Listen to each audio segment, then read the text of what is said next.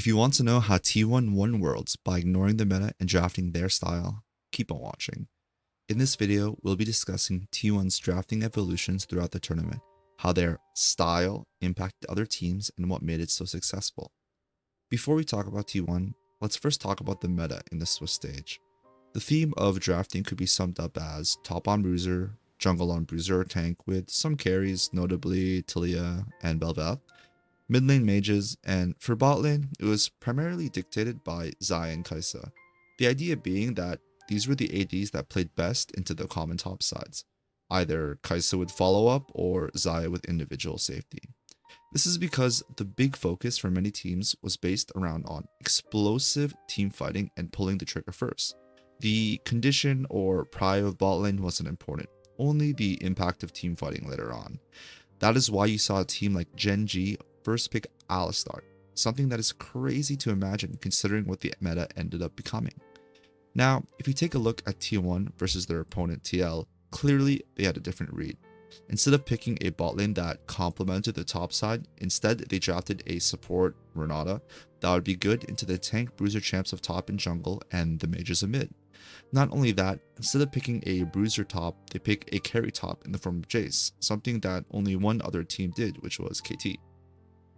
This read was confirmed by Keria in a translation of his thoughts after Worlds. From their perspective, it was very confusing that teams were picking melee supports into the current meta topside. Now, let's look at round 2, T1 versus Gen G.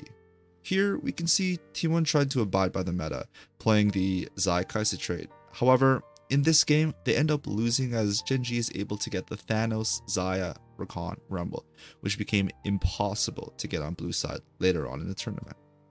If we look at Keria's thoughts, you can see how T1 decided to try their hand at what other people were playing. In round 3, T1 versus C9, this is when things get really interesting. In the draft phase, T1, instead of doing the standard and matching support picks when C9 showed theirs, they instead chose to lock in a strong topside combo of Jarvan plus Rumble. Afterwards, in the second pick phase, they picked Keria Bard. At that moment, T1 were the only team to have picked Bard in the entire tournament. This is the first glimmer of T1 going by their own playstyle. Flashing back to Keria's thoughts, you could see how it was at this point they decided to give up on the Xayah Kai'Sa with tank support that was dominating the games before. Round 4, T1 versus BLG. This is where things start changing for the world's meta. T1 begin to fully commit to their style of prioritizing strong ball lane picks. You can argue that they're just matching topside, but at this stage it was very common to early rotation Kalista, Aphelios, Kai'Sa. Instead, they choose to play the Senna TK similar to what NRG did in their win versus J2, and in Game 2 they go for a very non-standard Jinx TK, the only other team to play Jinx being KT Rolster versus LNG. This bot lane pairing was something they clearly prepped due to BLG's own tendencies of Xayah Vi. Now, let's talk about how BLG losing to T1 began to affect the meta overall. Disclaimer, Weibo Gaming also showcased a higher tendency towards picking bot lane later with emphasis on range. This is shown through their Caitlyn Lux versus Fnatic, maybe an example of the Chinese teams scrimming versus each other or sharing meta reads. Immediately after they played versus T1, BLG showed a drastic change in drafting style. Let's look back at their earlier matches. BLG versus KT, Xayah Rell. BLG versus JDG, Blitzcrank with Kai'Sa. BLG versus Fnatic, Tristana Rakan with Xayah Band. BLG versus T1, Kai'Sa Rell, and then in Game 2, Xayah Alistar. Notice here, no range supports and a consistent trend of picking their bot lane early. Now, let's compare after their match versus T1. G2, Game 1, Xayah Milio, On's first non-engaged support in the entire tournament. Game 2, picking their bot lane 4-5 with Zeri Rakan. Game 3, bot lane 4-5 again with an Ashe Braum. Clearly, their priority of winning bot lane matchups has went up tremendously. However, the true impact of this new read showed itself fully in the quarterfinals. To put into context, in the first 3 weeks of Swiss, there were only 8 range supports out of the 30 games. Melee supports were dominant, touting a 74% presence. However, in the quarters, out of the 15 games, there was a range support in 11 of them, with a majority of teams choosing to pick their bot lane later, the big outlier being JD missing and his famous Rakan. From Swiss to quarters, the priority completely swapped, with range support suddenly dominating at a 73% presence.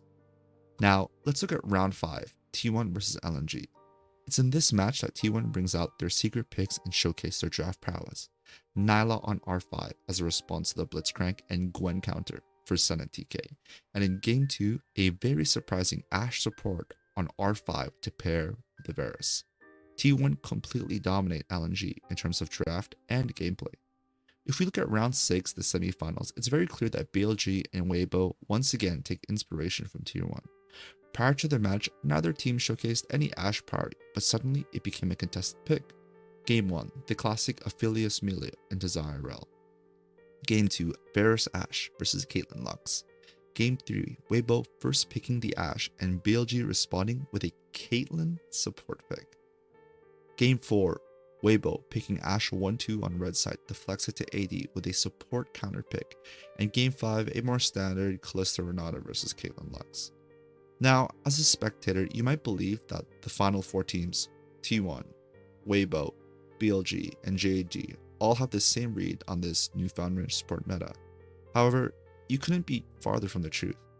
If you look at BLG, JDG, and Weibo, their take was initially centered on bot lane scaling. If you look again at their games, we can see that there was a lot of melee Aphelios and, for JDG, Zeri Lulu. And as their meta evolved, it shifted from scaling to priority in winning lanes. This showcased itself in the form of the Caitlyn, Lux, Heimerdinger, and Ashe supports. However, T1 had a different take on the bot lane meta. Their focus is not on the late game scaling, but instead on playmaking, priority, and strong level 1s. If we look at their picks and compare it to Weibo, BLG, JDG, the difference becomes evident. T1 has not played Caitlyn support, Heimerdinger, and Lux, in which their primary value is to push down plate spot lane, or in the case for Lulu, buffing their ADC and providing low playmaking. Instead, they have played multiple games of Bard, who excels at roaming and creating picks, Ashe and Varus, where their value was on tanking pressure and looking for plays mid-game, and Senna in the form of Sunny TK and Senna Nilah, where the bot lane provided not only priority, but also assisting top lane with Senna ulti. In addition, all of these combos are quite strong level 1. T1 was also unique in the fact that they valued Varus by itself, with it being Gumayusi's most played AD at 3, paired with Renata and Bard, in contrast to the other teams which primarily played it with Ashe only. The difference is also clear in the way that the teams played. Commonly, the expectation is to play towards those type of champions as seen from BLG and Weibo, but in the case for T1's bot, their job was instead to exert pressure and draw jungle attention. This allowed Owner to find and make creative plays topside for Zeus. This was showcased in my level 1 video. To sum it all up, T1 throughout the tournament had a clear game plan in mind. Give Zeus carry matchups and jungle help and let bot lane push with their prio. For a moment in Swiss, they questioned the read and opted into the Kai'Sa Alistar before finally going back to what they thought was best. The main difference being further emphasis on play making. Compare this to BLG Weibo, where the clear goal was simply the priority and dominate bot itself. This ended up giving the edge towards T1 as they were more flexible in the way that they won their games. In their finals versus Weibo, T1 actually opted into early rotating their bot lane, something that they haven't done since week 2. Surprising Weibo. They didn't blindly follow the engaged support meta or the range support meta. Instead, they individually prepped for each of their opponents. Jinx TK versus BLG as they knew about the Vi, prio. Nilah versus Blitzcrank against LNG to prep for a TK counter. Jhin Bard versus JDG to make it hard for Ruler to play, giving Zeus counter versus Weibo and not picking their bot lane late.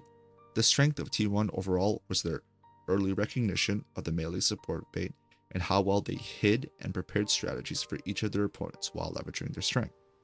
Now, the real magic trick that T1 did was to bait teams into playing this really hard-focused bot lane strategy, where in fact their actual strategy was to utilize their strong lanes to get information for smart level 1s and invades, generating their huge early game advantages and snowballing from there. Thanks for watching. If you're interested in this type of content, please subscribe, and I also run a coaching Discord former LCS coach. So if that's something that interests you, please follow and please join.